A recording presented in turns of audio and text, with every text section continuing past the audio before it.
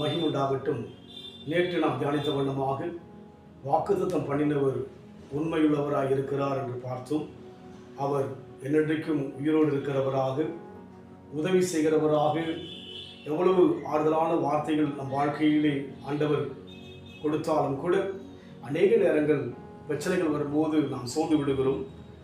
அதை விலகிக் கொள்ளும்படியாக யாக்கோபின் புத்தகம் 1 அதிகாரம் 13 வசனம், சோதிக்கப்படுகிற எவனும் நான் தேவனால் சோதிக்கப்படுகிறேன் என்று சொல்லாதிருப்பானாக. தேவன் பொல்லாங்கினால் சோதிக்கப்படுகிறவர் அல்ல, ஒருவனையும் அவர் சோதிக்கிறவர் அல்ல. தேவன் ஒருவனையும் சோதிக்கிறவர் அல்ல, ஒருவருக்கும் வேதனையை கொடுக்கிறவர் அல்ல, ஒருவருக்கும் துக்கத்தை கொடுக்கிறவர் அல்ல, ஒருவருக்கும் வியாதியை கொடுக்கிறவர் அல்ல. ஆண்டவர் நம் வாழ்க்கையிலே நமக்கு நன்மை செய்யவே இந்த உலகத்துக்கு வந்தார். இயேசு கிறிஸ்து வாழ்ந்தபோது நன்மை செய்கிறவராகவே சுற்றி திரிந்தார் என்று பார்க்கிறோம்.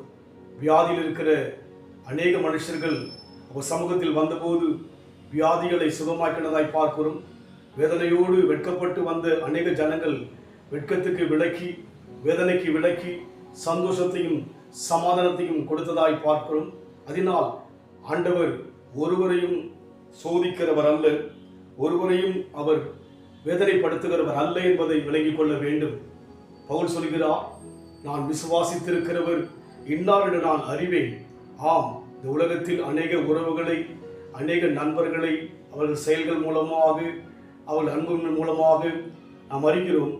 ஆனால் தேவனை அறிவதற்கு நாம் அதிகமாக ஆவல் கொள்வதில்லை, அக்கறை கொள்வதில்லை.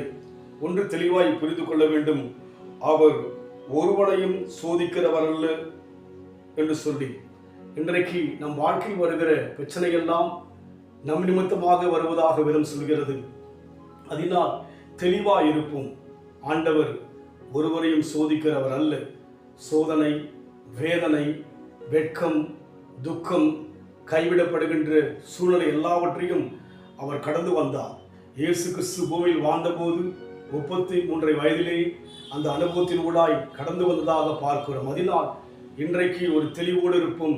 என்னை தேவன் சோதிக்கவில்லை, நானாக சோதனைக்குள்ளாய் விடப்பட்டேன், நானாக சோதனைக்குள்ளாய் தள்ளப்பட்டேன். தேவன் என்னை சோதிக்கிறவர் அல்ல என்று சொல்லி தேவனை நோக்கி பார்த்து அவரை ஸ்தோத்திரிக்கும்படியான அந்த மனப்பக்குவத்துக்காக தேவனை நோக்கி நாம் வாழ்க்கை ஒப்புக் கொடுப்போம். என் வேதனைகளை அவர் பார்க்கிறார், என் கண்ணீரையும் அவர் காண்கிறார். என் வேதனைகளை அவர் பார்க்கிறார், என் கண்ணீரையும் அவர் காண்கிறார். ஏற்ற நேரத்தில் பதிலை தருகிறார், ஏற்ற நேரத்தில் பதிலை தருகிறார், பதிலை தருகிறார். அவன் நல்லவர், சர்வ வல்லவர், அன்பு நிறைந்தவர். எனக்கு ஒரு நேசர் உண்டு, அவர் தான் இயேசு ராஜா. எனக்கு ஒரு புகலிடம் உண்டு, அவர் தான் இயேசு ராஜா. அவர் ஒருவரையும் சோதிக்கிறவர் அல்ல, அவர் ஒருவரையும் தேவனுடைய பார்வையிலே வேதனைப்படுத்துகிறவர் அல்ல என்று பார்த்தோம். அன்பின் ஆண்டவரே, நாங்கள் இதுவரைக்கும் நீர் சோதித்ததாக, நீர் எங்களுக்கு வேதனை கொடுத்ததாக யோசித்தோம்.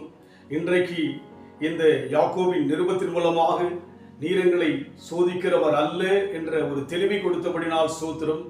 நாங்கள் சோதனைகளை கண்டு சோர்ந்து உம்முடைய சமூகத்தில் நெருங்காதபடிக்கு நாங்கள் விலகி போகிறோம்.